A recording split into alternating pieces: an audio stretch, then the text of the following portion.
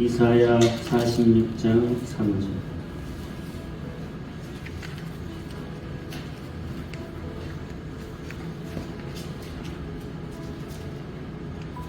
(3절과) (4절) 두 구절입니다.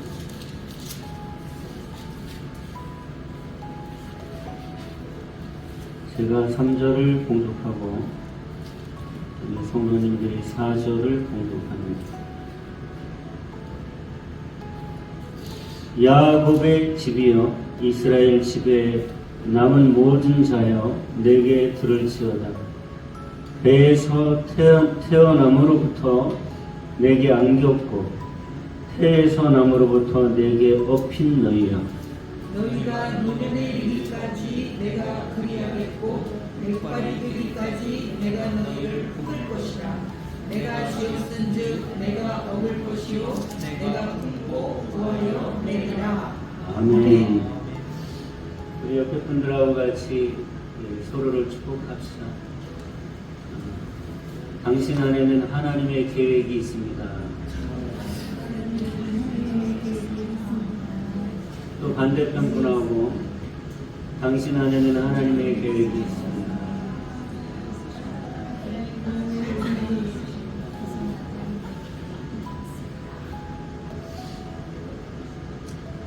사람이 인생을 살다 보면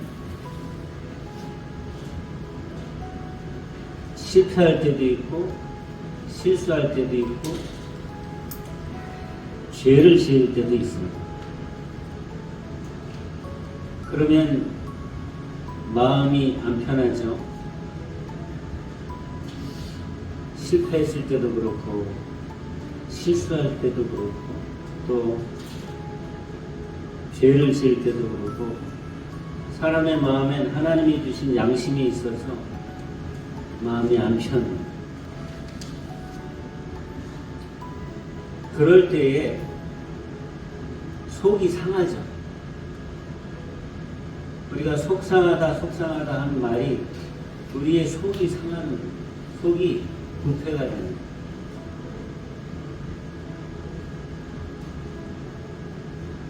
그럴 때 우리 속을 상하게 하는 것이 밖에서 들어오는 것보다 내 안에서 생기는 게 더 속을 많이 상하게 해요.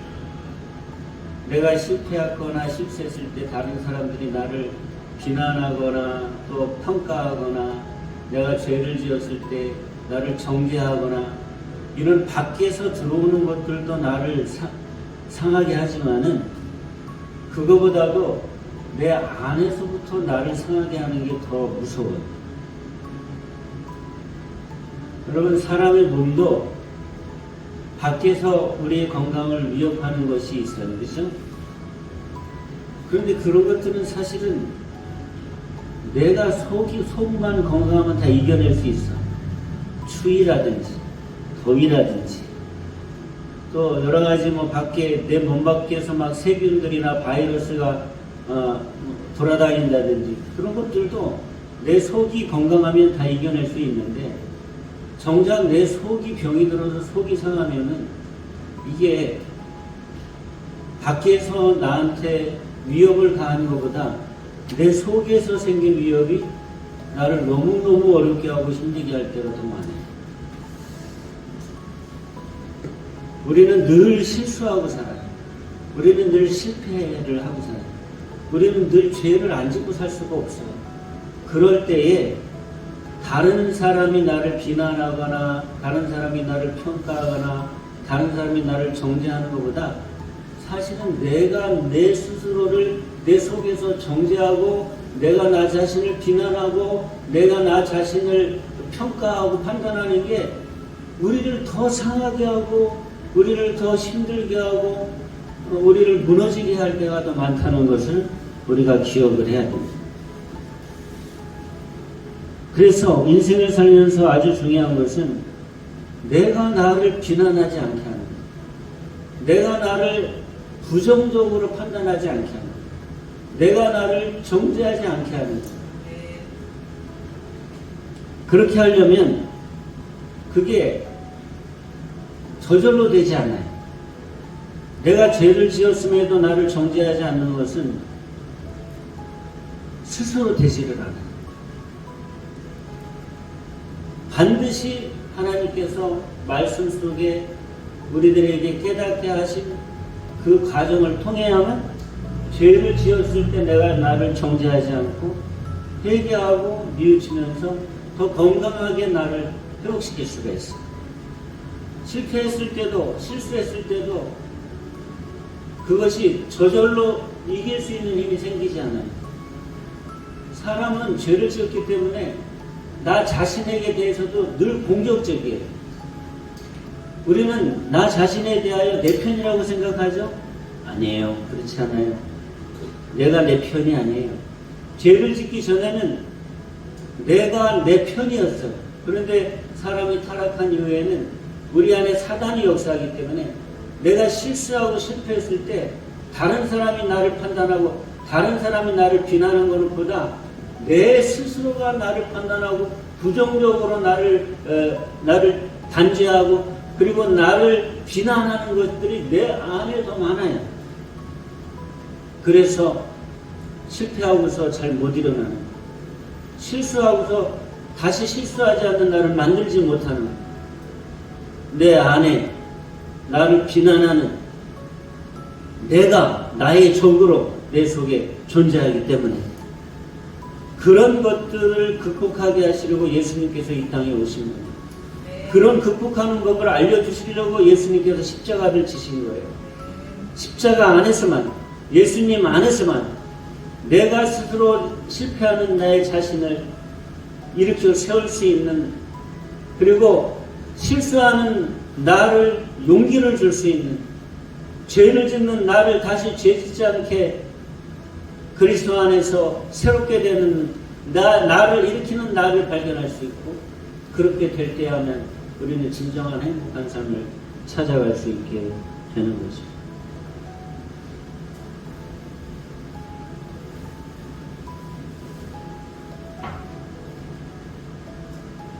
어느 날 새벽이었습니다.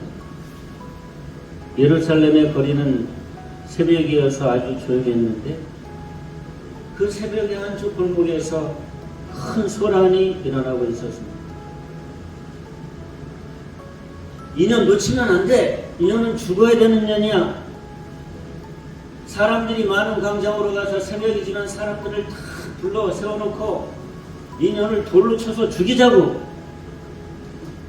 한 여인이 한 무리의 남자들에게 머리채가 잡혀서 끌려가고 있었어요. 머리는 완전히 다 헝클어졌고 옷은 질질 끌려가는 통에 더러운 흙으로 옷이 다 더럽혀져 있었어요. 사람들은 번갈아 가면서 여자의 머리채를 끌어당기며 끌고 갑니다. 그러면서 욕을 합니다. 뺨을 때립니다. 발로 찹니다. 그러면서 이렇게 얘기합니다. 이 여자가 지난밤에 간음하다가 붙잡혔어. 하나님의 율법대로 죽여버려야 돼. 끌려가는 여자는 계속 웁니다. 울면서 두 손을 모으면서 비교되면서 제발요, 한 번만 용서해 주세요. 제 얘기 좀 들어주세요. 저를 살려주세요. 이렇게 얘기하지만 사람들은 그 여자의 말을 들을 마음이 없어요. 점점 더 끌려가는 거리만큼 그 소란을 보려고 사람들이 집에서 뛰어나오면서 사람들은 불어나고, 사람들이 하는 말을 들으면서 이 사람이 발로 차고 저 사람이 발로 차고, 점점 많은 사람들이 더 거세게 이 여자를 몰아붙이면서 광장으로 끌고 나가면서 여자를 돌로 쳐 죽일 기세를 높이고 있었습니다. 그런데 군중 중에 어떤 남자 하나가 큰 소리로 이렇게 이야기했습니다. 이 여자를 때려 죽이기 전에 예수님께 데려가 보자. 이런 여자는 율법에 따르면 다 돌로 쳐서 머리부터 부셔서 죽여야 되는데, 예수라고 하는 사람은 뭐 하나님의 사랑으로 뭐 이런 얘기를 많이 하니까 도대체 이 여자한테 뭐라고 얘기하는지 들어보고 그리고 이 여자를 처분하자. 예수님이 어디 계시다고 수소문을 하니까 예수님이 아침에 성전에 들어가셨다고 하니 사람들이 이 여자를 끌고 예수님이 계신 성전으로 끌고 갔습니다. 그리고 예수님을 불러내서 예수님이 앞에 서 계신 그 자리에 이 여자를 머리채부터 던져서 놓고 이야기를 합니다. 이제 이 여자의 운명은 예수님의 손에 달려 있습니다. 그런데 그 자리에서 그 순간 이 여자의 운명이 바뀌게 됩니다. 여자는 끌려가면서 절망적이었을 겁니다. 자기가 잘못한 게 분명히 있습니다.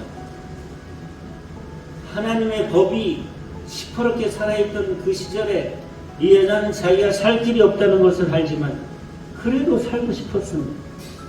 그런데 마음으로는 이제 끝났다는 생각, 내 인생은 여기서 죽는구나 하는 절망적인 생각이 마음속 깊숙이 있었습니다. 예수님 앞에 자기가 던져졌는데 사람들이, 남자들이 큰 소리로 예수님께 하는 말이 들립니다. 서기관들과 바리새인들이 음행 중에 잡힌 여자를 끌고 와서 하는 말이, 모세의 율법에는 이런 여자를 돌로 치라고 명했는데 당신은 어떻게 생각합니까? 우리가 이제까지 살아왔던 전통의 법은 이런 여자는 돌로 쳐서 죽이라고 했는데 당신은 뭐라고 얘기할 겁니까? 여기서 우리가 주목할 점이 하나 있는데 그것은 뭐냐면 이 사람들은 정말로 이 여자의 죄에 대해서 묻고 있는 것이 아닙니다. 여자도 죽이고 예수님도 공경에 빠뜨리려고 하는 두 가지 목적을 가지고 있는 겁니다. 만약 예수님이 용서해 주라고 하시면 그러면 율법은 뭐냐? 당신은 하나님의 법을 어기고 무시하는 거냐? 만약 예수님이 돌로 쳐라고 하시면 아니 사랑을 가르치던 사람이 어떻게 여자를 이렇게 잔인하게 죽이라고 하냐? 근데 여러분 가만히 생각해 보세요. 내가 실패했을 때, 내가 실수했을 때, 내가 죄를 저질렀을 때, 내 안에서 내가 나를 이렇게 정죄하는 거예요. 나 자신을 이렇게도 못하고 저렇게도 못하게 정죄하는 게 내 자신 속에 있어요. 실패했는데 실패를 딛고 일어서지 못하게 내가 나를 비난합니다. 넌 원래부터 그랬어. 넌 원래 실패하던 존재야. 넌 여기서 일어날 수 없어.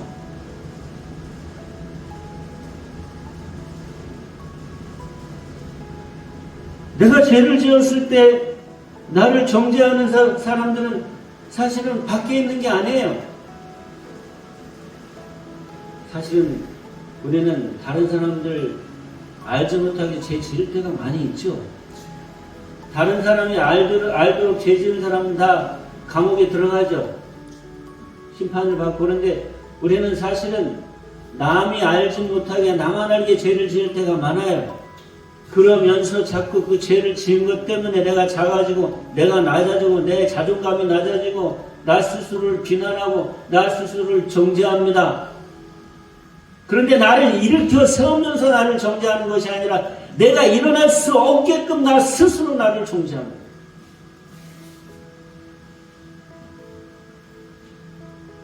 나를 일어나지 못하게 정죄하는 적이 밖에 있는 게 아니에요. 내 속에 있어요.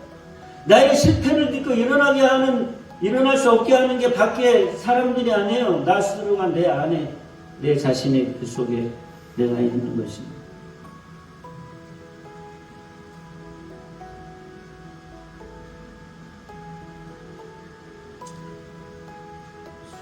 여인을 둘러싼 사람들은 다 그렇게 여자에게 일어날 수 있는 여지를 주지 않습니다. 다시 살 수 있는 길을 열어줄 생각이 전혀 없습니다. 이 여자는 여기서 죽여야 됩니다. 죽임으로 끝내야 됩니다. 이 여자의 인생은 거기서 이제 끝나는 거죠. 그러나 예수님은 다르셨습니다. 예수님은 또 예수님의 아버지신 우리 아버지신 하나님은 사람을 정죄하는 분이 아니십니다. 품어주시는 분이죠.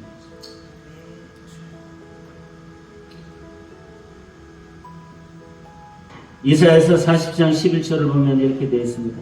그는 목자같이 양떼를 먹이시니 어린 양을 그 팔로 모아 품에 안으시고 젖먹이는 암컷들을 온순히 인도하시는 분이시다. 그분은 목자같이 우리를 먹이시는 분이시고 어린 양처럼 어린 애처럼 실수하고 실패하고 죄를 짓는 우리들을 모아서 품에 안으시고 그리고 우리들을 온순하게 인도하시는 분이시다. 세상은 우리를 정죄할지라도 버릴지라도 하나님은 우리를 품어주실 때 한 번만 품어주시는 것이 아니라 끊임없이 끝까지 품어주시는 분이 우리 하나님이십니다. 예수님은 우리들에게 예수님 다른 사람이 나한테 죄를 지면 몇 번이나 용서해 줄까요? 제자들이 물을 때 예수님이 이렇게 말씀하셨습니다. 7번씩 70번 잘못하더라도 용서해 줘라.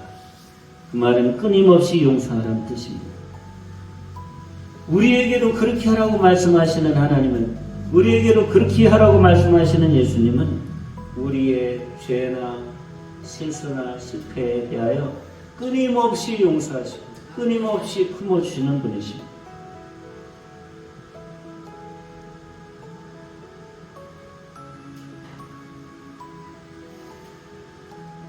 예수님께서 자기 앞에 와 널브러져 있는 여인을 물끄러미 한참을 쳐다보시더니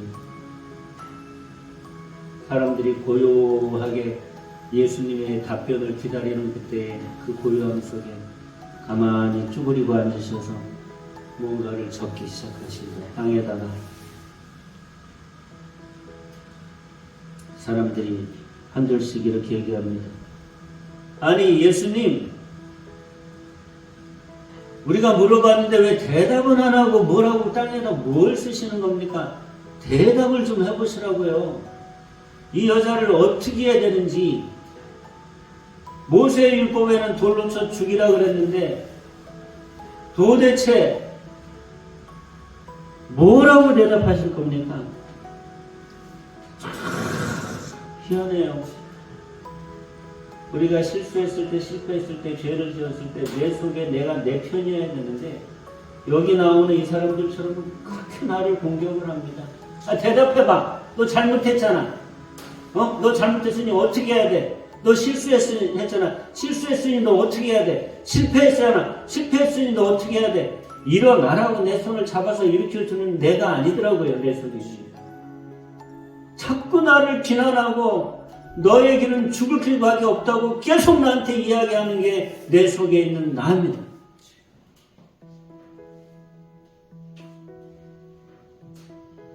그때 우리는 예수님을 바라봐야 돼.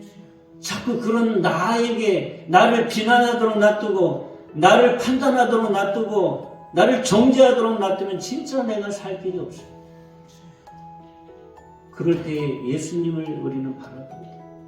그 여인이 그 자리에서 살 길은, 죽을 길은 예수님께 달려 있었잖아요. 우리가 어떤 실패를 했더라도, 어떤 실수를 했더라도, 어떤 죄를 범했을지라도 살고 죽는 건 나한테 달려 있는 게 아니에요. 죄는 내가 지었어도, 실패는 내가 했어도, 실수는 내가 했어도 거기서 내가 일어날 것인가, 다시 쓰러질 것인가, 죽을 것인가, 살 것인가, 내가 절망 속에 살 것인가, 소망으로 갈 것인가 하는 그 모든 답변이 누구한테 달려있냐면 예수님께 달려있습니다. 나한테 달려있지 않아요. 사람들에게 달려있지 않아요. 예수님께 달려있습니다. 그러니 예수님을 바라봐야죠. 여자가 힘없는 눈으로 예수님을 바라봐. 내가 살고 죽는 게 저분의 입에 달려있는데 저 입에서 무슨 말이 나올까? 나를 살려주라고 말이 나올까? 나를 죽이라고 말이 나올까? 그 모든 결정이 그분의 입에 달려 있습니다. 여러분, 우리가 살고 죽는 것은 내가 얼만큼 실수했느냐, 얼만큼 실패했느냐, 얼만큼 죄를 범했느냐, 거기에 있지 않아요. 예수님이 나에 대하여 뭐라고 말씀하시느냐에 달려 있는 거예요.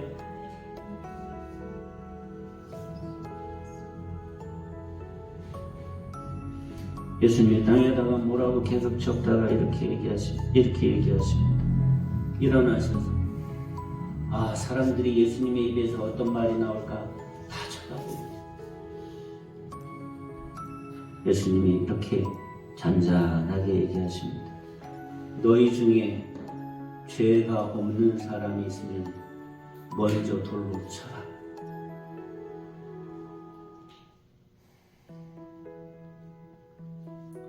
여러분, 우리는 내가 실수를 하면 온 세상에 실수하는 건 나 하나라고 생각해요. 아니에요. 예수님은 그렇게 말씀 안 해요. 네가 실수한 그런 실수 세상 사람들이 다 하는 거다. 우리 무슨 죄를 지면 나 스스로를 비난하기를 나만 그런 죄를 짓는 바보라고 생각해요. 예수님은 그렇게 말씀 안 하세요. 야, 네 주변의 사람들 다 봐라. 너한테 돌 던질 사람들은 그런 죄 다 사람들이 짓고 사는 거다.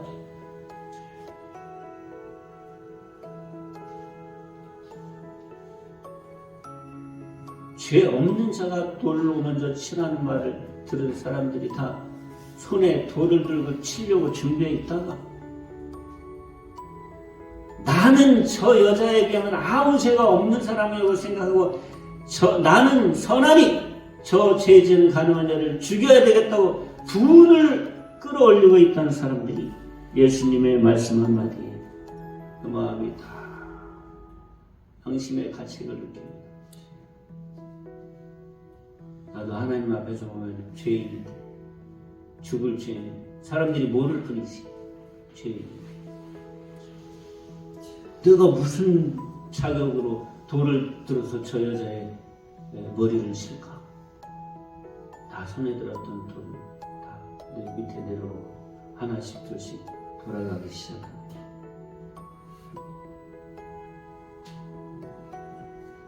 나의 실수, 나의 실패, 나의 죄를 예수님 앞에서 보지 않으면 세상은 다 나를 죽일 놈으로 생각하고 나한테 달려듭니다. 그러나 예수님 앞에서 나의 죄를, 나의 실수를, 나의 실패를 바라보면 나를 위협하는 모든 것들이 다 떠나가. 내 안에 있는 나라는 적도, 나를 비난하던 나도, 나를 정죄하던 나도, 나를 판단하는 나도 예수님 앞에서가 아니면 계속 나를 정죄합니다. 계속 나를 죽이려고 합니다. 계속 돌을 들어 나를 치려고 합니다. 예수님 앞에 가야 합니다. 예수님 앞에 가야 합니다. 예수님의 음성을 들어야 됩니다. 예수님만 나를 품으실 수 있어요. 예수님만 나를 용서하실 수가 있으세요.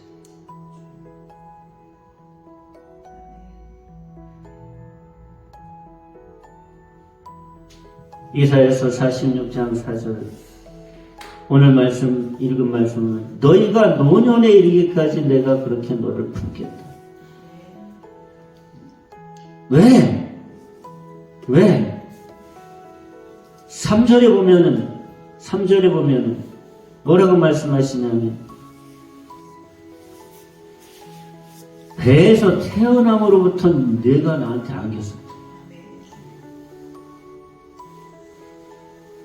태어남으로부터 나한테 너희가 업혔다. 나는 너희를 그렇게 키우고 길렀다는 겁니다.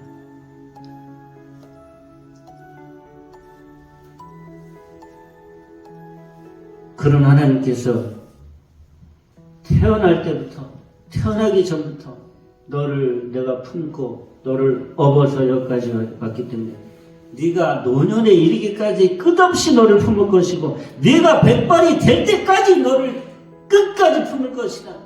네가 어떤 죄를 지었든 네가 어떤 실패를 하든 네가 어떤 실수를 하든 나는 너를 백발이 될 때까지 노년에 이르기까지 네 인생이 내 앞에서 세상의 삶이 끝나고 내 앞에 올 때까지 내가 너를 품을 것이다.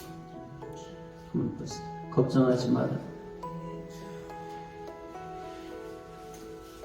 하나님은 우리의 죄를 보시면서도 우리를 품으십니다. 우리가 잘못했을 때도 우리를 품으십니다. 하나님은 우리를 끝까지 책임져 주시는 분이십니다. 그러니 실수했을 때 주님 앞에 가야 돼. 실패했을 때 주님 음성을 들어야 돼. 죄를 지었을 때 주님 품에 안겨야 되는 겁니다. 거기밖에 해결할 길이 없어요. 우리는 고아가 아닙니다. 그분이 나를 태어나게 하셔서 않으셨고 태어난 이후에도 계속 업으셨다고 오늘 3절에 기록되어 있잖아요.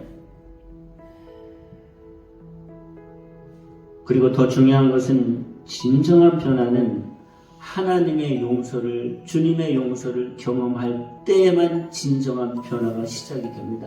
다른 데서 길이 없어요. 하나님의 용서를 경험할 때, 예수님의 용서를 경험할 때, 예수님의 용납을 경험할 때, 예수님이 나를 품어주시는 것을 경험할 때에만 사람이 변화돼서 다시는 그 죄를 짓지 않을 힘이 생기고, 다시는 그 실수를 범하지 않을 용기가 생기고, 다시는 그 실패를 경험하지 않는 능력이 생기는 겁니다.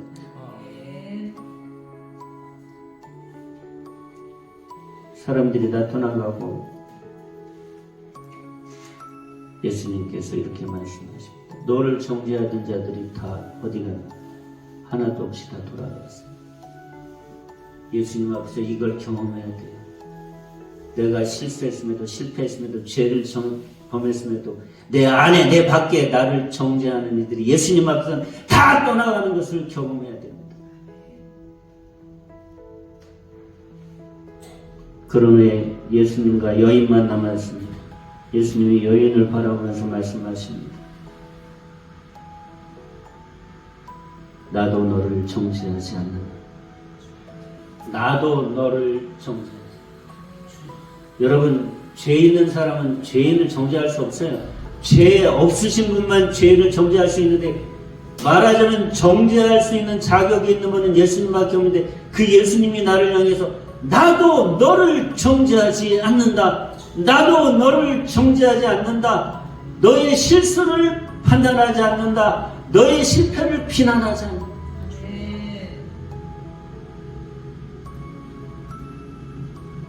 여인의 눈에서 하염없이 눈물이 흐릅니다.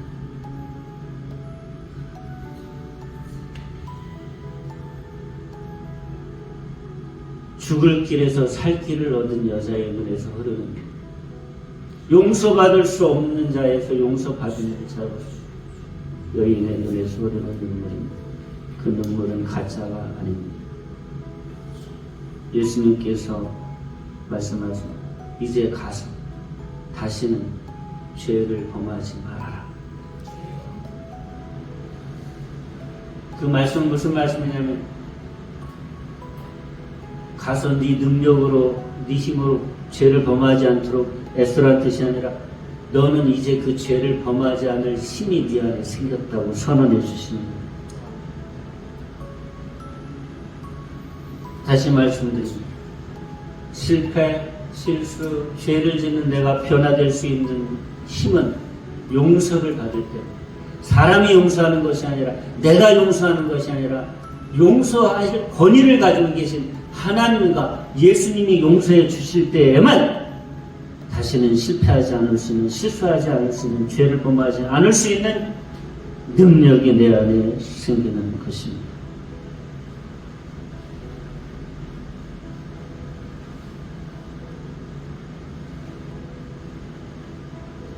여러분, 정말 우리 실패 많이 경험하죠. 실수 많이 경험하죠. 정말 바보 같은 나 많이 경험하죠. 정말 연약한 나 많이 경험하죠. 정말 죄를 지으면서 부끄러운 나를 너무 많이 경험하죠. 이 시간 우리가 하나님의 말씀을 들었으니 이제 가슴에 이렇게 손을 얹고 저를 따라서 고백해 봅시다. 가슴에 손을 얹어보세요. 가슴에 손을 얹고 저를 따라서 고백합니다. 나의 죄보다 하나님의 사랑이 더 크다. 나의 죄보다 하나님의 사랑이 더 크다. 나의 실수보다 하나님의 은혜가 더 크다. 나의 실수보다 하나님의 은혜가 더 크다. 나의 실패보다 하나님의 능력이 더 크다. 나의 실패보다 하나님의 능력이 더 크다. 할렐루야. 이 시간 그 진리에 성령께서 여러분들 안에 기름 부어주심을 체험하시기 바랍니다. 성령께서 말씀을 받은 여러분들의 심령에 기름을 부어주심을 경험하시기 바랍니다. 이 말씀은 이제 여러분들의 것이 되었습니다. 하나님은 끊임없이 나를 품으시는 분이십니다. 오늘 본문으로 주신 말씀을 제가 한 번 더 여러분들에게 선물로 드립니다. 야곱의 집이여 이스라엘 집에 남은 모든 자여 내게 들을지어다. 배에서 태어남으로부터 내게 안독 태에서 남으로부터 내게 업힌 너희여 너희가 노년에 이르기까지 내가 그리하겠고 백발이 되기까지 내가 너희를 품을 것이다. 내가 지었은즉 내가 업을 것이요 내가 품고 구하여 내리라. 아멘. 한번 같이 오늘 본문 이사야서 46장 3절과 4절을 함께 읽어봅시다. 야곱의 집이여 이스라엘 집에 남은 모든 자여 내게 들을지어다. 배에서 태어남으로부터 내게 안겼고 태에서 남으로부터 내게 업힌 너희여 너희가 노년에 이르기까지 내가 그리하겠고 백발이 되기까지 내가 너희를 품을 것이다. 내가 지었은즉 내가 업을 것이요 내가 품고 구하여 내리라. 아멘.